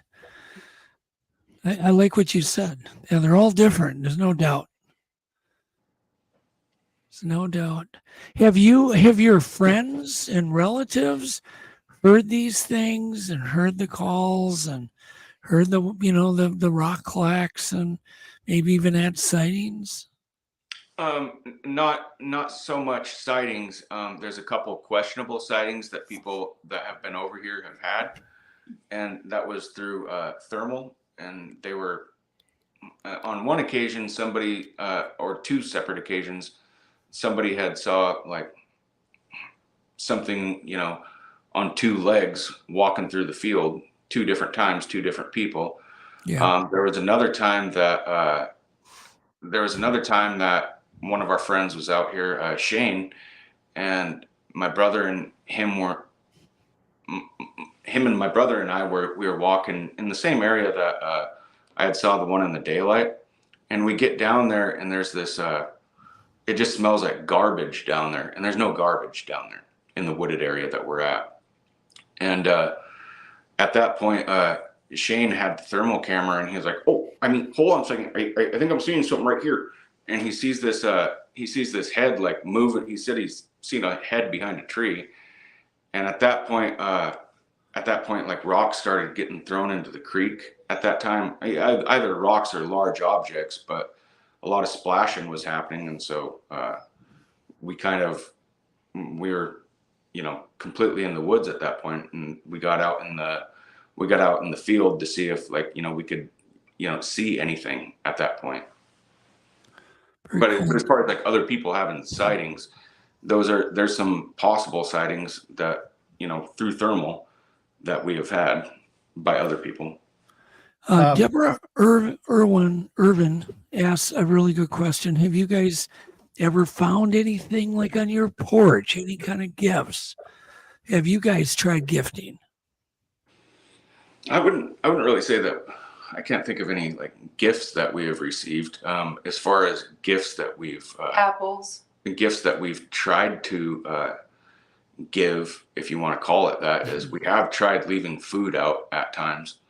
And I don't, whether or not that was effective, I don't have the answer to that. We could have been, feeding squirrels, but it wasn't a very hot and active time. Whether or not they found the food, I don't have the answer to that. Yeah. Okay. Sometimes I'll go grab a bag of apples and I'll just go walk it over the tree line and dump it and just walk away.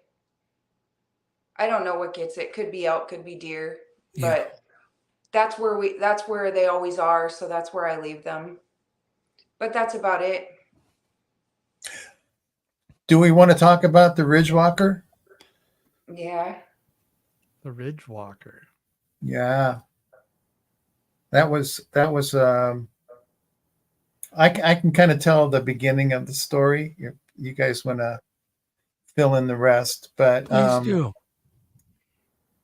So after Sarah got the blob squatch and we were able to kind of make sense of it, and we showed you that the daytime shot with me doing the comparison. Derek had just been notified that a monocular FLIR that had recording capabilities was coming his way from Wally Hersom. So we got a hold of John and Sarah and said, we'd like to get you this FLIR because you have the best chance of immediately maybe reaping the rewards. And Derek hadn't had time to take it out of the box and even look at the instructions. So we felt kind of sheepish, but we gave them the FLIR and said, look at the instructions. It should be explanatory, but if you have any troubles or issues, get a hold of us. And they figured it out. They figured out how to turn it on. John, I believe you got a little bit proficient at it. But this particular evening, I'll let John tell you exactly what happened. Okay, so the evening of the thermal, what was different about that night was the rancher was, taking away some of the cattle that were in the field. And so the cattle that were in the field behind us, they were making a lot of like what you'd only think is like cows crying or bellowing, making a lot of that kind of noise. They were very loud. And there was this tapping on a tree that happened. I grabbed the thermal camera. I had played around with it a little bit. My brother Ben and I both had. And that's when I see it, on the ground, like a human shaped head, like as if it was like kind of leaning towards us on the ground. And by the time I try to record and everything, that's when we're looking at it from the chest up. Now, Ben was the one that actually saw it, right? No, I saw it, and I was trying to get it recording, and I thought that I was recording, but I was taking snapshots of it.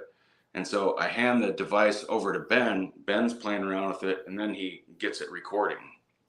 But Ben didn't know how to focus. Ben, he didn't know how to use it. Neither one of us were thinking to like adjust the lens for clarity at that point. And if we would have done that, it would have been a completely different story than what we did get. Yeah, what's interesting is okay, we're going to show what was actually captured. But in order to understand what you're looking at is that there's a ledge to the property, and at this ledge it slopes down, and there's about a 5-foot difference between the top of this ledge and where this thing was standing. So about 5 feet of this creature is obscured, so we're only seeing it from the chest up. So Alex, I think you've got one of those pictures there with me on the left holding a scale pole, and then the creature on the left. Are you talking about this one again? Nope. No. Let's see. No, not that one. No, that one. Oh, this one right here. Yeah, that kind of again puts it into perspective. Yeah, I'm 6 feet 2 inches tall. And How much what do I'm you weigh? holding, what's that? How much do you weigh? 240. 240. Yes, I mean, this thing is huge, man. I mean, Yeah, look at it. compared to you, it's huge. Alex, I had sent you so I went through that thermal, that's a video that went on for a while, and I went through frame by frame of that video, and 2,000 frames, over 2,000 frames in, there was one point where John whistled, and the Sasquatch looked right at the camera and elongated what little neck he has. And that is the absolute best frame in that entire video. I sent it to Alex. You can see its crest. You could see a clavicle bone. Yeah, let's. And you can see that he's got a 4-foot shoulder mass. Yeah, just one moment. If you guys want to keep talking, I'm gonna pull those in. Yeah, it measured 4 feet across the shoulders. About 7'5" in height. Yeah, maybe 7 feet, but that it's really hard to tell because the ground was on a slope, and we don't know if it was hunched over a little bit. Yeah. So it's really, I mean, anywhere between 7 feet and 7.5 feet is probably an accurate. What I do like about, excuse me, the photo is it's not obscured by brush. Right. There is, so when Alex pulls up that still frame, you will see a line across his chest, and that is a branch. There you go. Right there. Okay, that bottom one is the daylight photo I got. Not that one. That's the daylight pic. There we go. This right here across his chest, that is a branch that was midway between Jonathan and the ridge. So that's obscure. But can you see the clavicle bone and the eye sockets? The eye sockets are always hottest. You can also see the sagittal crust. That's what. Mm-hmm. So then, if you want to go to that photo that Alex just picked up, that's the one. That's the picture of the Sasquatch that I got during the day, and he's roughly 7'5" as well. That one. This one right here. Yep. Do you see? And are we looking at the dent between its brow ridge there? Yeah. Oh, I got it. That's the older male that we see. You can see the discoloring on his forehead. That's patchiness that he has. John saw him during the day, and if you go in a little bit further, you can see the glints in his eyes. His eyes are very almond shaped. In order for this picture to make sense, like Sarah has to really tell the story to like put it into context as to how she got that picture in the first place. Yeah, go ahead, Sarah, please. So my friend Shannon LeGros and Kirk Brandenburg, a couple others were over the night before this photo was taken. And there was a creature that we had filmed through a thermal camera. There was a tree that was down where this creature is, and we weren't sure if it was a head popping up or if it was a small creature on the down log. So the next day, Shannon and I did a daylight recreation. If you want to go to the other photo I sent you, you'll see the original. I snapped this photo with there it is, that up there. I snapped this photo with a Sony Handycam so that Shannon and I could figure out where exactly we were standing. Well, I never ended up using this. We never ended up using this. Almost a year later, I popped it in to clear SD cards for sound. And I saw from the thumbnail, I saw his head smack in the middle of the picture. You see his head? He's right in the middle. Right. Yeah, right in the middle. Yep. Yeah, and it's a very high resolution photo that I used. You're seeing, of course, copies of it, but the best that we could do was that close up. Put the thermal cam back up, Alex, with the the frame. Yeah. Can you blow that up for everybody? That really is probably the best thermal still I've seen. I mean, you get the most heat loss in your eye sockets, and they should be white, and they are. One other thing to add to that is it was days after, you know, we got the thermal video that we actually went and looked for tracks over there. Yes. And there was a couple of different tracks that were available, but we only had enough plaster to like do one of them at the time. Like we weren't into Bigfoot enough to know that, like, yeah, you get all of the tracks. And the one that we did get, it's not spectacular based on the you know, substrate that it was standing on, because it's, you know, it's standing on leaves, rocks, and uphill, and it's going uphill. And so this is the can you see it? Is the camera showing it? Oh, here, let me pull you up. See, the curve in it was because he was uphill, so it was like this in the ground, like bent, and it was such a large stride between the other print we found. It's called supination. Dr. Meldrum looked at that foot and said that that's a grasping foot. So the ball of the foot is clenching as it's grabbing its way going up the hill, and that's why it looks and appears to be curved. Yeah, I think even with the curve, I'm not positive, but isn't it about 14 and a half inches when we measured it? 16. Okay. I thought it was 14 and a half with the flex in the foot, but like if it was fully straight, it would have been closer to 16, because like when you put it next to the famous 1982 Grays Harbor print that was cast about 10 miles away from here. Yeah. Right. Like the heel size and the width of the foot is almost the same. And I'm not, in no way am I suggesting that it's the same creature or anything like that, but it's definitely the same size. The only thing is this is a crappy print compared to, you know, how clear the 1982 Grays Harbor. There's the 1982. Yep. Very similar. Yeah, the Grays Harbor were cast by a was he a sheriff or a police officer?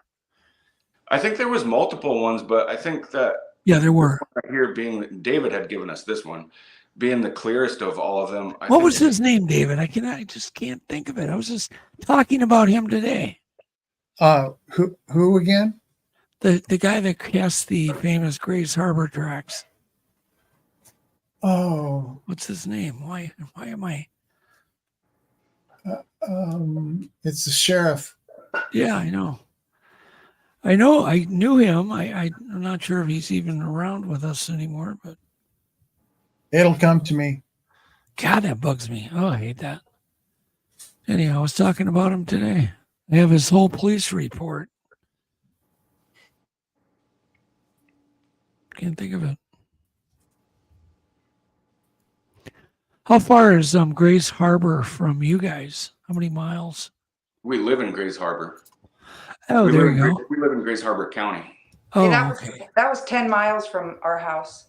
Okay, where the tracks were cast. Okay. Yeah, the 1982 one was 10 miles. Dennis Hereford. Yeah, that sounds familiar. Yeah, that's David. I believe one of a different track that was cast was about a mile away from us, as the crow flies.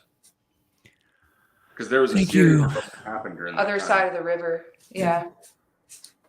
Well, thanks. SoCal Squatch. So okay. SoCal Squatch, that's taught out. So you guys don't feed them, as a rule. You said apples once in a great while. Do you have any interest in doing, some more, like if somebody offered to put up 20 cameras or a few hidden cameras somewhere, would you guys go along with that, or would you be opposed? A lot of people are opposed to that kind of stuff. I can tell you that for 2.5 years, I can't even tell you like how sneaky I would get with my cameras. I would even put these cameras, thermal cameras, up in trees, and I would wait for like 100-degree day so that I knew they were up in the hills and they wouldn't see me. They avoid those like the plague. Yeah. And so this is what I found, that you have to choose between two things. You can either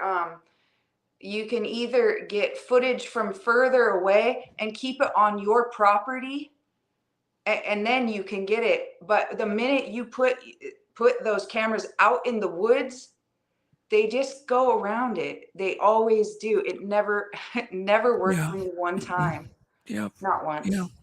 So we would like to have cameras further back, on our property, because if you put it on a man-made structure, for whatever reason, that's okay. But the minute you put it on a tree and try to interrupt their movement pattern, they'll just go around it. But yeah, we've toyed around with the idea of figuring out a way to put cameras in strategic spots, and we're completely open to ideas as far as that. We just don't want to place a bunch of cameras in the woods, because it seemed, I could be mistaken, either one of you could correct me if I'm wrong, but even with like trail cameras, isn't there known animals that are known to avoid those? Correct. For instance, alpha wolves completely avoid them. They'll send the betas in, and they photograph the betas all the time, but they never photograph the alphas, as an example. And certainly all animals seem to notice them. They do notice them. Mm-hmm. So it's interesting. It's quite a challenge. We're working on a project right now where we're trying to overcome all the problems with IR lighting and glare, and do you go low or do you go high, and do you drill them into trees, and do you do this? There's always trade-offs on like battery life versus visibility versus, everything's a trade-off. But Doug, someday. Doug, you were the one to figure out how to film a giant squid. So Correct, yeah. You should come up with some type of way to film a Sasquatch on our property. We're working on it. Literally, I just had a meeting tonight, and we're literally working on that problem right now in a very historic way. But we may want to send and get some help in some other areas. Do you guys have any man-made objects other than your home? Do you have any telephone poles or? Oh yeah. Oh yeah, we've got outbuildings and stuff too. Oh, okay. Do you have good internet? We could get extenders. Okay. I mean, we have good internet at the house. We have good internet. But I mean, I'm talking about as far as like if we had to place it like further out to where it's not getting the Wi-Fi from the house, like we could get extenders there. Well, we've managed through Adam's expertise overcome a lot of these problems, but not necessarily everyone. We're still working on it. We have another meeting in the morning, so we're still wrestling with this. So you feel like the the coyote and the roadrunner. Acme. Yeah, Acme. That's there I am. Acme trail cameras. I want to start wearing an Acme T-shirt. Yeah, it's crazy. These things are not dumb. There's no, I'd be the first to say they are extremely intelligent. I say one doesn't find Bigfoot. Bigfoot finds you. Yeah, exactly. You can't. The minute you go into the woods thinking you're G.I. Joe and that you're gonna hunt one down, they knew that you got there as soon as you got there. It seems that way. It definitely seems that way, doesn't it? I mean, there's just they're a very frustrating creature to try to get footage of, And the more I try, the more I kind of realize, not that they're not there, because God, there's many times that we've gotten photos of what has to be their arm or their shoulder, or even their hand, but not their whole body. And it's like, got photos that just like they couldn't be anything else. You get a muscular arm that's orangutan colored. There's just nothing in the Northwoods that looks like that. All right. But it's pretty worthless without the whole body, And all of these are worthless without the face. The face. Need the it's face. the face. They always hide the face. Yeah, because I've had, we even because that picture that I showed you, he's here up, and if you're standing on the ridge where that thermal was taken, and you're looking from his point of view over the brush, it's the same view. So he thinks he's pretty safe and hidden. This is security to him if he's covered. Yeah. You know. Well, I've had two sightings. He's like the neighbor on. Remember that show, Tool Time? Yeah, that creepy neighbor peeking over the fence. You never get to see the rest of his face. Yeah, exactly. So I've had two sightings, Sarah, and I was pretty close to both of them. They were both moving, but I never got to see the face. So that's where the doubt comes in, and that David was talking about, and you were talking about how you have to be, you're just not convinced. And it's really, for me, it's because I have not seen the dang face. If you don't see that face, it's, it's just shoulders, butt, arms, legs. It's not it. You want to see the whole face. So crazy. What do we have for time, Alex? I guess we should wrap this up here. Yeah. I'm not going to ask where people can get a hold of you, but you said you have a YouTube channel. Yeah, so do you want to give? That's a Salish Sasquatch, SALISH. Okay. And that's where we have our audio recordings and thermal. Do you have Phil's complete breakdown on the Ridgewalker? With his permission, I got he let me make a condensed version of it. Okay. I have that, but even on Phil's channel, he's got the whole breakdown as well. And do you have a link, Jonathan? That was at Para Breakdown. Is this your channel, Jonathan? Yes. Yes, that's it. See that logo that you see, that I made that logo that he has. Oh, that's cool. That's based off the first one I saw through that thermal, the female, what I think is a female because the head was flat. Very cool. Very cool. Well, I really thank you guys for coming on. Yeah. Thank you for your time. And David, he talks so highly of you too. He does. He really does. He just thinks the world of both of you. And I thank you, David. Fun talking to you guys. And do we want to end it on a, how about one more audio clip and then run the outro? Let's do number 14, creepy singing. That's a category that singing is heard all across North America. So it'd be something you should listen for. Okay. And thanks everybody that's listening live, and we'll see everybody next week.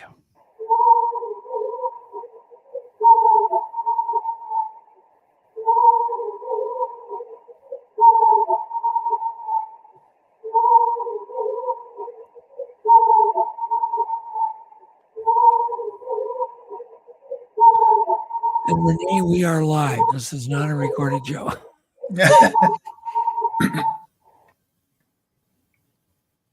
All right. That was cool. That was really cool. That had some really multiple tones going on. And that's so familiar from other sounds, including some sounds in the Moorhead tapes. Yeah. We, once again, it's something that's not just exclusively recorded at John and Sarah's, but that is a category, and it's not the same tune. I mean, it's and it's quite melodious so it's something you should be looking for. Not quite sure the reasoning behind it, but it's just something that seems to happen in areas of interest. Yeah, it sounds like almost a little bit of a celebration. So, all right, everybody. Good night. Thanks. Well, thanks, thank Jonathan. you. Thanks, Sarah. Bye. Thanks, Bye. Alan. Thanks, David. Thanks, everybody in chat. Bye. I call you up in the middle of the night, been bothered by dreams, ain't feeling alright. You give me comfort, say just give it some time. By the end of our talk, I'm feeling just fine. You and I will always know where we belong. This ain't no ordinary love we got going on.